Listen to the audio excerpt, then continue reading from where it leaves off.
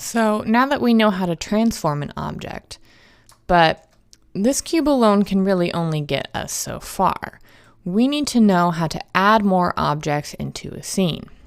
So to add any object to the 3D viewport, simply hold Shift and then press A to bring up the Add menu.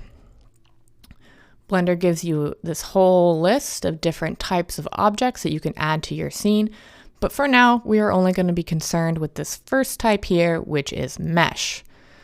From there, this whole list gives you the types of mesh primitives that you can add. Our default scene always starts with a cube. Any mesh that you add to a scene from this menu is called a mesh primitive. They are mesh objects that just have a basic shape, such as a cube, a sphere, a cone, a cylinder, and so on. Now these are going to serve as the starting points for modeling more complex shapes.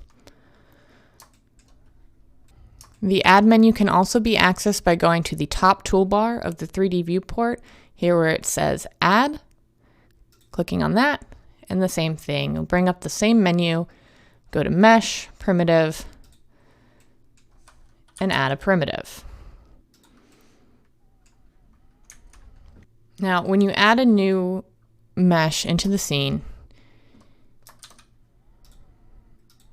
you will get this Add menu down at the bottom left-hand corner. Click to expand it, and you'll see there's some initialization options here for the primitive you've just added. So for example, for this cylinder, you can choose how many sides it has that make up this circle around the top.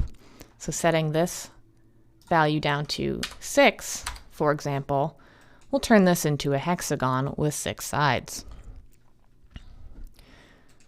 For a UV sphere, same thing.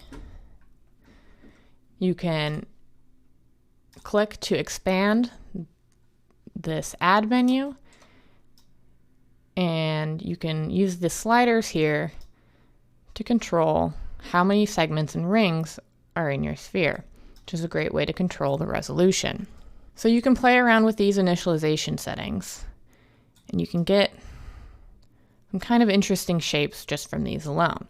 Now the thing to notice about these menus that appear down here is that as soon as I click anywhere off or perform any other operation in Blender, that menu is gone, and there is no way to get it back without deleting the object and, re-adding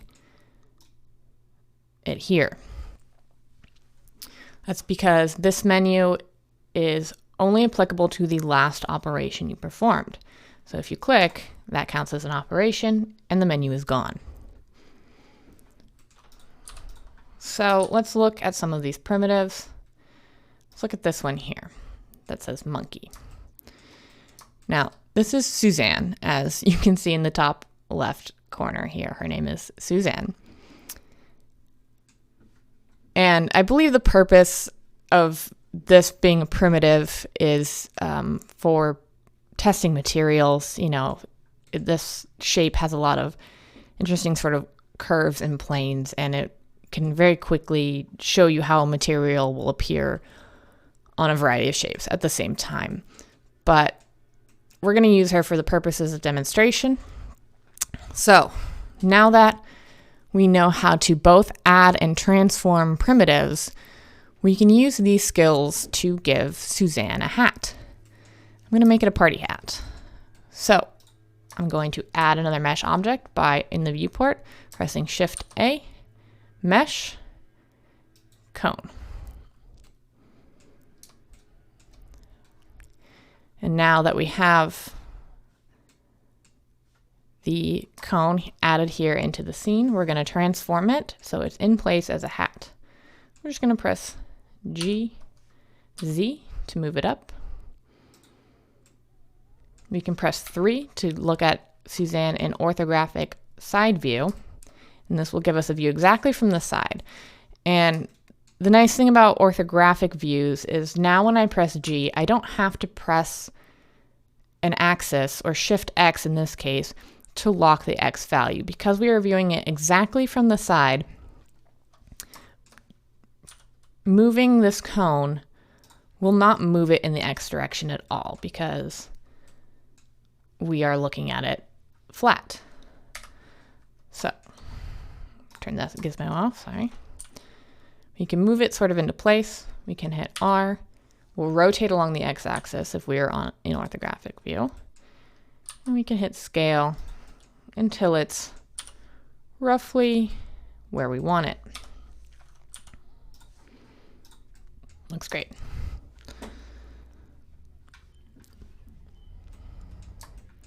Now you may have noticed that when I added this cone, it added it right into the center of Suzanne's face.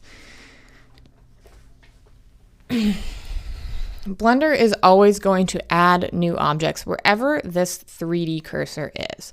This 3D cursor is this crosshair icon right here. So by default, the 3D cursor is in the center of the world at 0, 0, 0. But we don't have to add new objects here. We can add them wherever we want in the scene by moving the 3D cursor.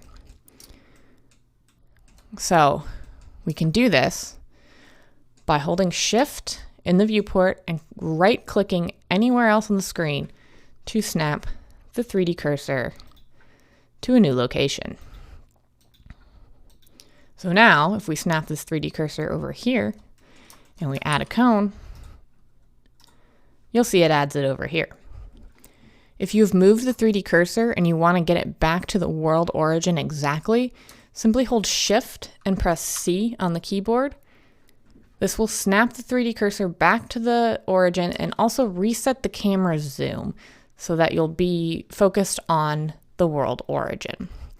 This is handy. Sometimes you may accidentally move, your view way out and way back, and you're like, oh no, I need to get back there. Just hold Shift and press C, and it'll snap you back to the original location. You can easily duplicate any object you've added to the viewport by selecting the object and pressing Shift and then D and moving it out and clicking to confirming the new position. You can duplicate along a single axis using the same principle of moving along an axis that we just went over with transforms. So you can select an object, you can hold Shift and press D to duplicate it, and then press Y to move it only along the Y-axis, clicking to confirm as always. Now once we start having multiple objects in our scene, we're going to want a way to keep track of them. And we can do this by renaming these objects. We can see the name of every object up here in the outliner, and you'll notice when we start duplicating that Blender adds these suffixes .001, .002, .003 for all these objects that we've duplicated. This is because no two objects can have the exact same name in Blender. However, if we wanted to name these something other than the default, we can do so by either double-clicking this name in the outliner, which will bring up an input field. We can type in a name and press Enter to confirm it, or you can do this by clicking the object in the 3D viewport and pressing F2 on the keyboard, which will bring up that same input field. Type the name, press Enter to confirm, and now you can see we've renamed this one Hat. So now I've added all these cones over here to the scene, but I don't actually want them there. It's not part of what we're doing. So to delete an object, select it by left-clicking, and then either hit Delete on the keyboard or X, which will bring up delete. I think we'll just delete it. X will bring up this confirm menu, and you can press delete. Note that pressing the backspace key does not work for this. It is only the delete key. So we can just delete these objects. So this hat's looking pretty good, but I want like a little pom-pom on the end of it right now. So How I'm going to do that is I'm going to add another object, and I'm going to add a UV sphere. Now, I was messing with the initialization settings here just a moment ago, so you'll see that when it adds, it's not actually adding as a sphere because it remembered the last settings I had. So all we have to do is reset this. It's 32 and 16. You can make it whatever resolution you want, but those are the default values for a new sphere and a radius of 1 meter. So press 3 to go into right orthographic. Let's press G to grab this sphere. We're going to move it up about there. Now we're going to press S to scale it in. And we're just going to make sure it's lined up the way we want it. R to rotate. That looks pretty good. So now this hat has a little pom-pom on the end. But say I wanted to move this now. Well, when I click on the hat, you'll notice that it's only highlighting the cone object. And when I move it, only the cone moves. That's sort of a problem. Now, we could do this using multi-select. We can click on both of the objects that make up this hat. We can click the hat and then shift and click on the sphere to multi-select. Now when we move it, they move together. You can also select multiple objects by making sure your selection mode up here is set to box select. You can hold and look at the selection modes, but we're going to have it on box. We can click anywhere in the viewport, hold, and drag over the objects, and it will select them in the same way. Now, this pom-pom is part of this hat, and I want it to be attached.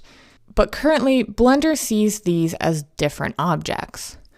And you can see here in the outline, there's an entry for the hat that we renamed to hat. It used to be cone. And there's one that says sphere, which is the pom-pom on top. You know, they're separate, but we can join these objects together by selecting the sphere, then shift selecting the cone so we have the multiple selection, holding Control and pressing J on our keyboard. This will join these two objects together. And now you can see when I click to select it, it draws the selection outline around both objects. And the sphere has disappeared from the outliner up here. Now, this is a good time to mention selection order in Blender. The order in which you select things is typically very important. The most recent selection you make will always be highlighted here in this green color, and that is what is known as the active selection. Everything else that has been selected before that using shift and clicking will be highlighted in blue, and that is just known as the selection. For joining objects, the order in which you select matters because Blender will always join your selected object to your active object. This means that the combined object will have the origin, which is Blender's terminology for pivot point, of the active object. So what does that really mean? It means that if I join the sphere to the cone by selecting in that order and pressing Control J to join, this object will now pivot or rotate around this green dot. The difference becomes more apparent if I undo that, separate those objects. So the difference becomes more apparent if I select the cone first and I join it to the sphere by pressing Control J. You'll now see that the pivot is up here and it is the sphere's pivot.